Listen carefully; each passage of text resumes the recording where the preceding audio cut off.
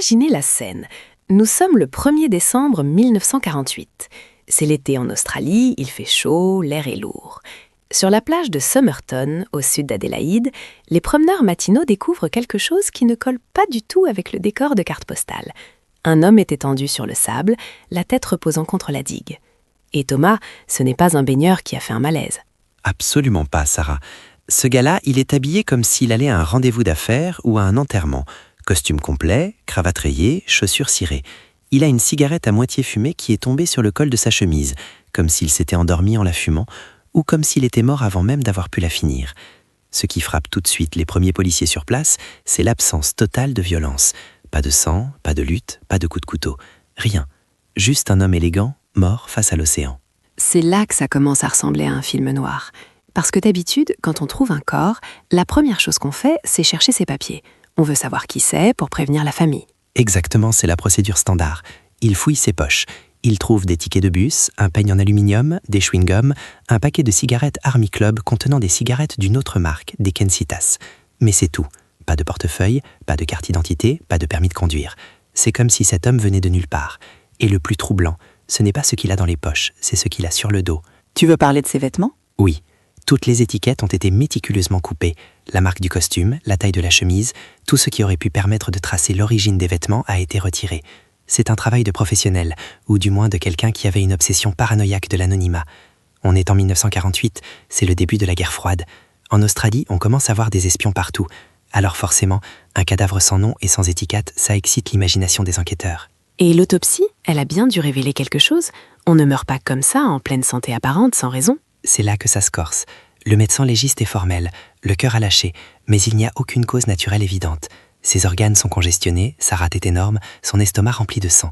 Le pathologiste suspecte un poison, mais pas n'importe lequel. Un poison qui se dégrade très vite et devient indétectable. Il parle de digitaline ou d'ouabène, mais les tests toxicologiques de l'époque reviennent négatifs. Donc on a un corps, pas de nom, pas de cause de mort officielle et des vêtements anonymes. On l'appelle l'homme de Somerton. L'affaire aurait pu s'arrêter là, classée sans suite. Un inconnu mort sur la plage. Mais quelques semaines plus tard, on retrouve une valise à la consigne de la gare d'Adélaïde. Une valise marron, déposée la veille de la découverte du corps. Oui, et le contenu de cette valise ne fait qu'épaissir le mystère. On y trouve des vêtements, encore une fois avec les étiquettes coupées, sauf 3 pièces où le nom Keane est resté. Mais la police vérifie, aucun Keane n'est porté disparu. C'est probablement une fausse piste laissée volontairement. Par contre, il y a des objets beaucoup plus étranges. Un couteau de table aiguisé comme une arme, des ciseaux de barbier et surtout du fil de couture orange, d'une marque très spécifique, Barbour, introuvable en Australie à l'époque. Ce même fil a été utilisé pour réparer la doublure du pantalon que portait le mort. Le lien est fait. C'est sa valise. Donc on sait qu'il voyageait, qu'il savait coudre ou qu'il connaissait quelqu'un qui savait le faire et qu'il avait des outils bizarres. Mais l'indice le plus incroyable, celui qui donne son nom à l'affaire, n'est découvert que des mois plus tard, quand un professeur réexamine le pantalon du mort. C'est le tournant de l'affaire. Dans une toute petite poche secrète, cousue à l'intérieur de la poche du pantalon, une sorte de cachette pour montre à gousset, il trouve un petit morceau de papier roulé très serré. On le déroule avec une pince à épiler. Dessus, il y a 2 mots imprimés dans une police très particulière. Tamam Shud. Tamam Shud. Ça sonne comme une incantation. Qu'est-ce que ça veut dire ? C'est du persan. Ça signifie « c'est fini » ou « c'est terminé ». C'est la phrase qui clôture un recueil de poèmes très célèbre du XIe siècle, les Rubaiyat de Marc Khayyam. C'est un livre qui parle de vivre l'instant présent, de ne pas regretter le passé, parce que la mort est inévitable. C'est d'un romantisme noir absolu. La police comprend qu'il faut retrouver le livre dont ce papier a été arraché. Si on trouve le livre, on trouve peut-être l'identité de l'homme. Et incroyablement, il le trouve. Ou plutôt, un homme se présente au commissariat avec le livre. Oui, un certain monsieur Francis. Il raconte qu'il a trouvé ce livre jeté sur la banquette arrière de sa voiture, qui était garée près de la plage de Somerton à l'époque de la mort de l'inconnu. Il ne savait pas ce que c'était, il l'avait laissé traîner. Quand il a vu l'appel à témoins dans le journal, il a vérifié. La dernière page du livre était déchirée. Le morceau de papier Tamam Shud correspondait parfaitement à la déchirure. C'était bien le livre du mort. Et ce livre, Thomas, ce n'était pas juste de la poésie. C'était une boîte de Pandore. Exactement. Au dos du livre, on a trouvé 2 choses capitales. D'abord, une suite de lettres majuscules écrites au crayon, comme un code, W-R-G-O-A-B-A-B-D. 5 lignes de lettres incompréhensibles.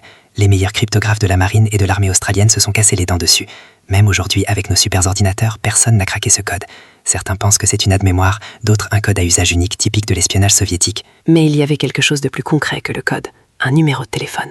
Un numéro de téléphone local. La police appelle. C'est une jeune infirmière qui répond. Elle habite à Glenelg, à quelques minutes à peine de l'endroit où le corps a été trouvé. Dans le dossier, on l'appelle Justine pour protéger son identité, mais son vrai nom était Joe Thompson. Les policiers vont la voir. Elle est très nerveuse. Elle admet qu'elle a possédé une copie des Rubaiyat, mais qu'elle l'a donnée à un homme pendant la guerre, un lieutenant nommé Alf Boxall. La police pense alors avoir résolu l'affaire. Le mort est Alf Boxall? C'est ce qu'il croit, sauf qu'il retrouve Alf Boxall bien vivant à Sydney. Et Boxall a toujours le livre que Justine lui a offert avec la dédicace et la page Tamam Shud intacte. Donc le mort n'est pas Boxall, mais il a un lien avec cette infirmière. Et c'est là que la scène devient vraiment cinématographique.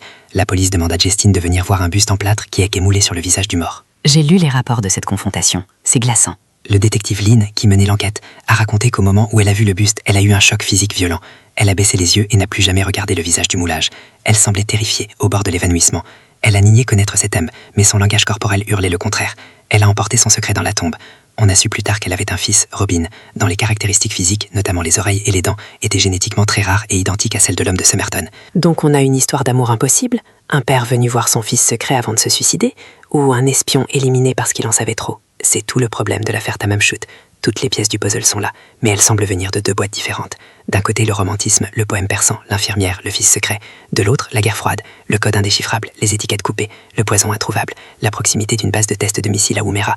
Pendant 70 ans, on a oscillé entre ces deux théories, Roméo ou James Bond. Mais l'histoire ne s'arrête pas en 1948. On fait un saut dans le temps. 2022, la science a évolué. L'ADN entre en scène. Un professeur de l'université d'Adélaïde, Derek Abbott, qui est obsédé par cette affaire depuis des décennies, réussit l'impossible. Oui, Abbott a fini par épouser la petite fille de l'infirmière Justine, c'est dire à quel point il est impliqué. Il a obtenu l'exhumation du corps et a réussi à extraire de l'ADN à partir de cheveux du mort qui étaient restés collés dans le moulage d'emplâtre depuis 74 ans. Il a utilisé la généalogie génétique, la même technique qui a permis d'attraper le tueur du Golden State. Il a reconstruit l'arbre généalogique à partir de cousins éloignés, et il a trouvé un nom. Carl Webb. Carl Charles Webb, né en 1905. Ce n'était pas un espion international, c'était un ingénieur électricien de Melbourne, un homme assez solitaire, qui aimait la poésie, qui pariait sur les chevaux, et qui était au milieu d'un divorce très compliqué. Sa femme l'avait quitté et avait déménagé en Australie du Sud. Alors le mystère est résolu? C'est juste un mari dépressif qui est venu chercher sa femme et qui s'est suicidé? C'est la conclusion la plus probable aujourd'hui, mais ça ne satisfait pas tout le monde. L'identification semble solide, l'ADN ne ment pas, mais ça laisse encore tellement de zones d'ombre. Pourquoi Carl Webb était-il à Somerton? Cherchait-il la fermière? Pourquoi avoir coupé toutes ces étiquettes? Pourquoi ce code indéchiffrable dans le livre? Si c'était juste des paris hippiques comme certains le suggèrent, pourquoi personne n'a pu le décoder?